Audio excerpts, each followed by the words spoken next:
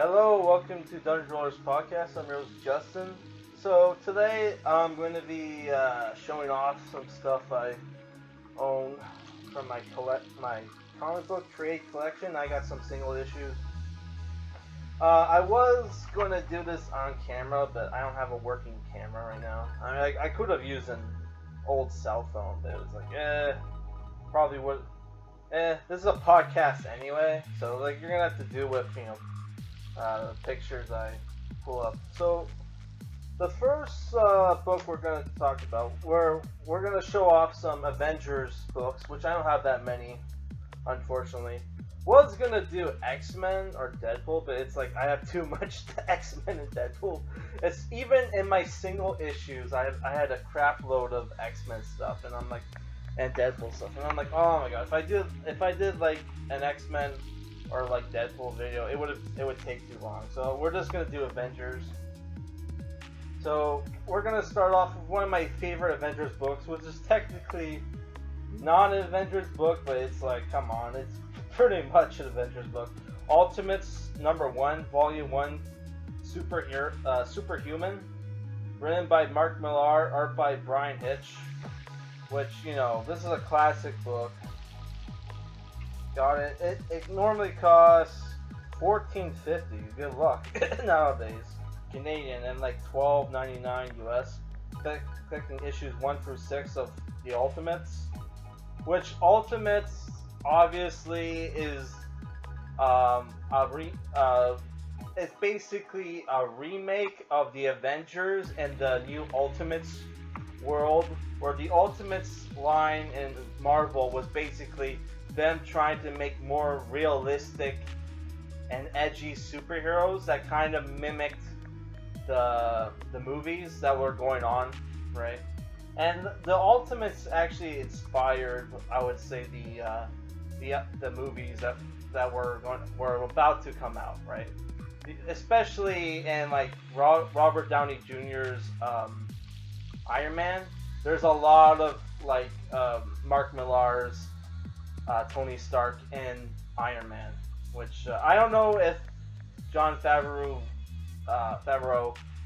read Ultimates, but there's some obvious references to the Ultimates and the Avengers movies, where like you had like Brian Hitch use Samuel Jackson as the base for Nick Fury, and obviously they use Samuel Jackson for Nick Fury in the movies, right? Though they didn't take any of the other suggestions, because there's a really cringy scene in this book where they talk about who would play them in movies, right? Though I think did they say Robert Downey Jr. for when they were talking about who would play him in a movie? Let me see if I can find that scene. I think that's what they said. Which I did a review for this book. When I first started off with this YouTube channel, I did like a round robin kind of review where I reviewed 3 Ultimate books. But the problem was it was like 20 or 30 minutes long, and I didn't know that to make longer videos I just had to verify my account again. I thought it was like, oh, you had to like have a certain amount of subscribers or whatnot, which that turned out to be wrong. I'm trying to find it. Where was it? It was like right before Banner.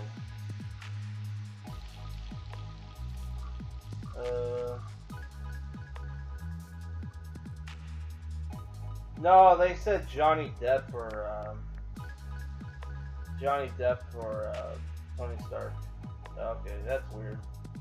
I mean, I guess Johnny Depp could have been a good.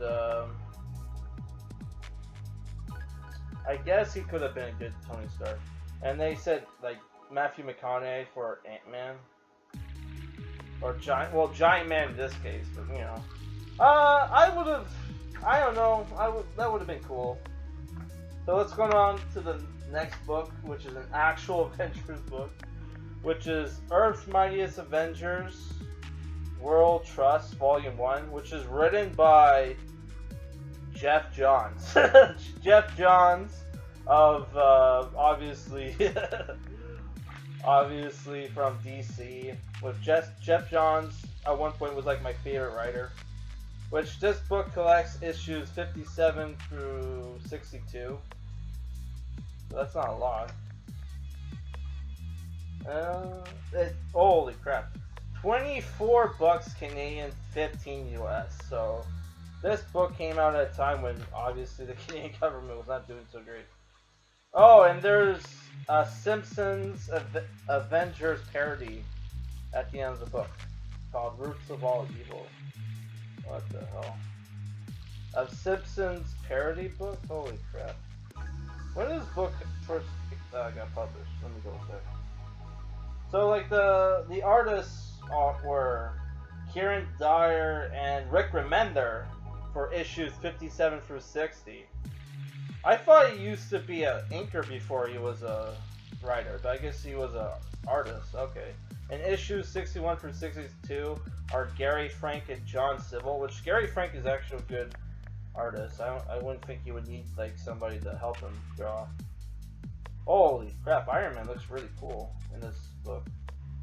That's the thing where like Iron Man in the early, like late 90s, early 2000s, design was really cool, and then they, what was it, mid 2000s, they changed it to the basically the Iron Man movie design. Namor's in this book as well. That's cool. He's wearing his like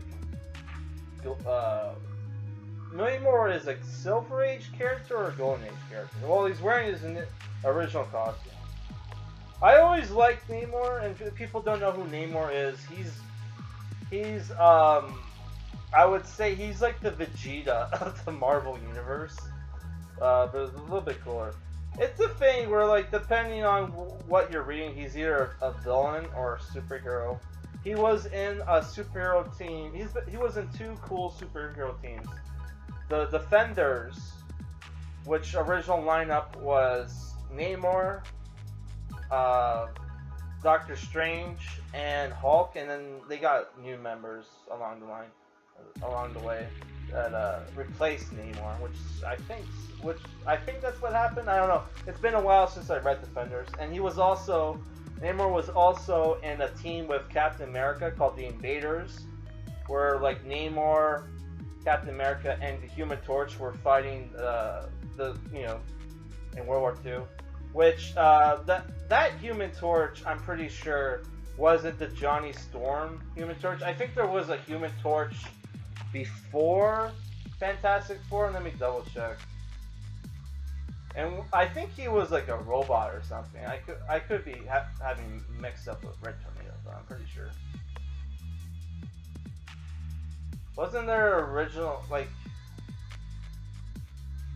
I'm pretty sure there was a Human Torch before him. Because in the Marvel's books, isn't that like the different Human Torch? Marvel Comics. Marvel Comics issue 1, October 1939. Human Torch, also known as Jim Hammond. Oh, I was right, but he wasn't a robot, it looks like. Oh, okay. I thought he was a robot. Oh, I was right. The Human Torch was actually an android created by scientist Venus Horton. He possessed the ability to surround himself with fire and control flames. In his earliest appearances, he was portrayed as a science fiction monstrosity, but quickly became a hero and adopted a secret identity as a police officer for the New York City Police Department. Okay. The Human Torch was one of Timely Comics' 3 signature characters, along with Captain America and Namor. Timely Comics was Marvel Comics before they rebranded, just so people know. Captain America and Namor the Submariner. Like many superheroes, the Human Torch fell into obscurity by the 1950s. In 1961, Stan Lee and Jack Kirby repurposed his name and power for a new character, Johnny Storm, a member of the Fantastic Four who was actually human mutates. Unlike Captain America and Submariner, the original Human Torch has only a small presence in the post-1950s Marvel comic books and is closely associated with the Golden Age. In 2012, Hammond was ranked 28 in IGN's list of top 50 Avengers. Oh, so Submariner was a Golden Age character too. Okay. Yeah, so I was right. I don't know. It's the thing where a lot of these books, I bought them like over a decade ago, and I haven't read these since, so I don't remember if this was any good. But the art looks interesting. I kind of want to check it out. And I think the Ant-Man in here is Scott Lang, not Hank Pym, which, you know, he hasn't gone by Ant-Man in like forever. Like, Hank Pym is like, he's such a like, dude, the guy is like, what would you call it? Not schizophrenic, but it's like constantly changing like superhero names and going by, like, you know, and will adopt old ones, and, you know, but not the original Ant-Man. It's like, oh my god, whatever. Even in Essential Avengers, that's his like Giant Man outfit. Alive. Was he? What the hell? Was he ever Ant-Man? Like, because even in the Essential Avengers Volume 1, which collects all the original works of Avengers, he's wearing his Giant Man outfit on the cover. I think I saw Yellow. What was his Yellow? Yeah, Yellow Jacket. He's in the book here. Oh, Hank Pym is in the book as Yellow Jacket. Which Yellow Jacket's costume, I don't know. It's like, not a huge fan of it. Not a huge fan. So, like, on the back, the team is Red Falcon. Not Red Falcon. He's just Falcon. Didn't Falcon used to go by Red Falcon, or am I just imagine that? You have Falcon, Captain America, Iron Man, Miss Marvel. What's his name? Jack of Hearts or Jack of Diamonds? I don't know. Like Jack something. I forget his name. You got Scott Lang, Ant-Man, Black Panther, She-Hulk, and Vision, and some guy with glasses. I don't know who that is. This is rated PG, so I don't know how good it would be, but I don't know. I think I remember liking this book. I don't recall, honestly. Don't recall. Alright, let's go on to the next book, which is Secret Avengers Mission to Mars, Volume 1 by Ed Brubaker and what's his name? Mike DeBato Jr. Or Diobato Jr. However, Dotto Jr. Who did the art for Dark Avengers. So this team is Captain America, but in his, like, agents, what was it called? Steve Rogers Super Soldier. It's basically it's the thing where after Steve Rogers came back from the dead, Bucky was already going by Captain America, so like basically nobody wanted Steve to be Captain America anymore, so he became like Steve Rogers Super Soldier, which he had a kind of cool costume.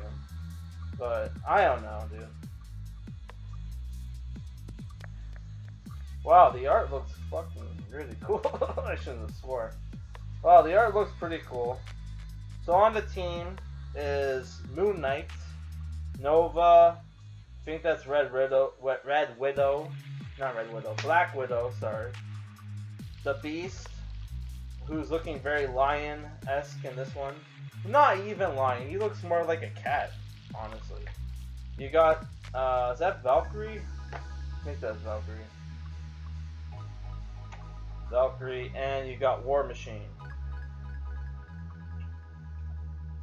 I don't know. I don't remember if I liked this book or not, but the art looks really cool.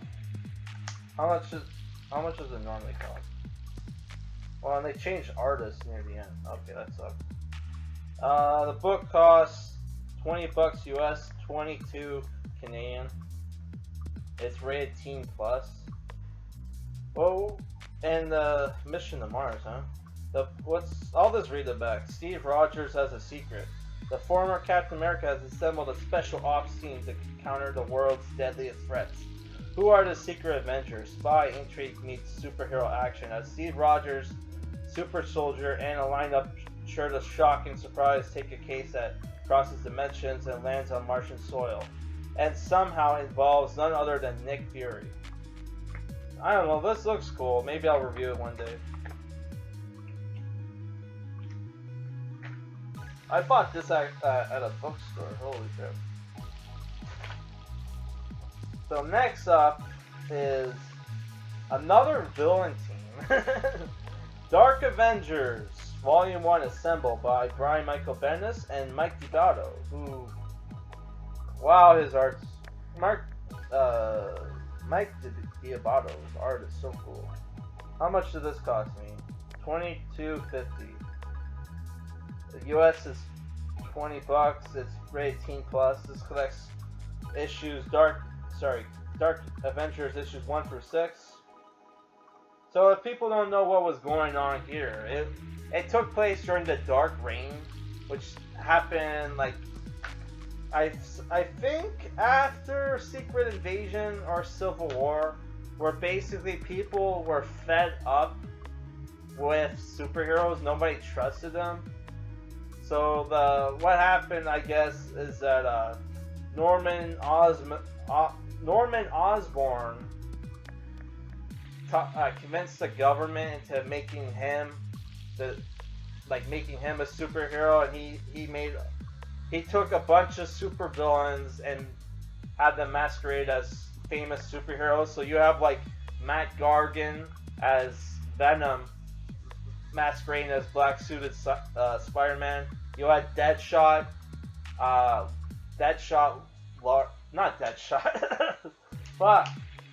Bullseye, Marvel's Deadshot. Bullseye, who is the Daredevil villain, masquerade as Hawkeye. You have Daken as Wolverine, who Daken is the half Japanese son of Wolverine, who sucks. You would think the claws were a giveaway that's not the real Wolverine, which I think people knew. And you have, I think Moonstone was her name, as Miss Marvel. And you also have Sentry. And what's his name? Wasn't Marvel Boy in the team? Yeah, Marvel Boy. Which I don't know much about Marvel Boy. I know like I think there's like a Mark Millar J.G. Jones book on Marvel Boy, which I wouldn't mind reading. I think I saw it once in the bookstore once, but I didn't. It's the thing where like I was broke at the time and only had $20, so instead of picking up Marvel Boy, I picked up Secret Invasion Deadpool, which was a huge mistake because Daniel Way is one of the worst writers of all time. Does he still suck by today's standards? Who knows? Oh, and there's an alternate cover by 80 Granoff, which looks kind of cool. Oh, and you have Norman Osborn as Iron Patriot Iron Man, which I love the Iron Patriot Iron Man costume. Which James Rhodes had like an Iron Patriot armor in that one book I reviewed. What was it called? Iron Man Fatal Frontier, which was alright. It was kind of enjoyable. So this book looks cool. It looks like they fight. In this book, they fight Doctor Doom. So that's kind of cool. And I have the second volume, which collects issues 9 through 12. What the hell? Huh? What the hell? That is a little weird. Is that a misprint? So the first volume collects issues 1 through 6. How come the second volume collects issues 9 through 12? That can't. Is that a misprint? And it's volume 2. What the fuck? Shouldn't this be like what? No wonder this book was cheaper. $17.50. What the hell? No wonder I never read this book, which is Dark Avengers Molecule Man, Volume 2. So what is going on here? Like how is it Dark Avengers collects issues, Volume 1 collects issues 1 through 6, but the second volume collects 9 through 12? We're missing 7 and 8, dude. This is bullshit. And it's thinner than the other book. Maybe it does collect issues, and they just messed up? No. Oh my god. That is bullshit, dude. That is bullshit. So I'm gonna have to hunt down issues 7 and 8. So that sucks. And also, I was missing some Avengers single issues, where I had one that was from some miniseries where it retold it was like from I think the mid 2000s or late or early 2010s, where it was like a retelling of the Avengers origin story where they're fighting like the Hulk, which I don't have it anymore, or I do have it, and I just can't find it. But yeah, I looked for it and I couldn't find it. So and I also had a bunch of Avengers Academy books, but I hate the Avengers Academy books, so I'm not gonna showcase those. Though some of them might be worth some money. I actually have a couple books that I was looking through that I might be worth some money. I have like Cable issue 1. I got what was it? Deathstroke issue 1, which those might be worth some money. I don't know. But those aren't first appearances, so that I don't know if like the number 1 of their first series counts. You know, it's worth any money, but you know. So next is Dark Avengers 14, which is the Siege tie-in with Bendis and DeVotto. I got this for like $1.50 back in the day, which I never read Siege, and I don't know. It's the thing where Bendis is one of those writers where he's good, but he talks too much, and he doesn't like his action scenes are kind of shitty. But yeah, so like a lot of his crossovers I don't pick up, like. Which someday I will read Secret Invasion and Siege, because I heard the ending for Siege is pretty badass. So it's so like it has like the spoiler alert, it has the Sentry getting ripped in half by Thor and getting thrown into the sun. You know. So the last book we're showing off is Dark Avengers Uncanny X-Men crossover Exodus Conclusion, which is written by Matt Fraction, who's a crappy writer, in my opinion. Though I've read some of his X-Men stuff, it's not too bad. But yeah. Holy crap. Emma Frost outfit would not, like, outfit in this book would not pass by today's standards. So the art is also by DeVotto, however you pronounce his name. And somebody else must be doing the art, because like the art in some places looks cool, other places look kind of crappy. So like obviously something, like there was somebody else. And the story continues apparently in Dark X-Men's Confession. issue 1, and Dark Reign The List, X-Men 1. Which I have a couple Dark Reign books. Like I have pretty much all the I have Dark Reign Punisher, Dark Reign Deadpool when he was fighting Hawkeye, which was pretty cool. Not gonna lie. That's the thing where like that's when I started reading Daniel Way's Deadpool, and I picked up Secret Invasion later on, which is the first 6 issues of Daniel Way's run, and like the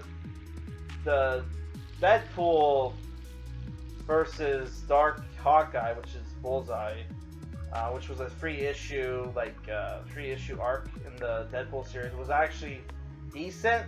So when I continued reading, I was a little shocked to see how terrible it was. But like in hindsight, I reread it and it was pretty bad. So it's like I don't know, it was decent at the time, but yeah.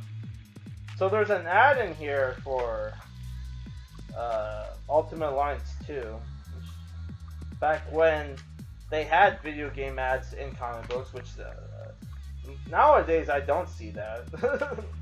Maybe I'm wrong, they do still have that, but it's like I haven't seen it. Yeah. Man, like Ultimate Alliance 2 had its problems, but it was really it was story-wise it was really cool because it was pretty much Marvel's Civil War the game, which Civil War is probably in the top, in my opinion, in the top 3 best memoir books of all time. Maybe not, but like for the Marvel books, yes. Marvel books, it might be number 1, but I haven't read like his Wolverine, Public Enemy, or whatever. So that's it for my Avengers showcase. I hope you enjoyed it. Yeah, when I get a camera, we'll do the whole.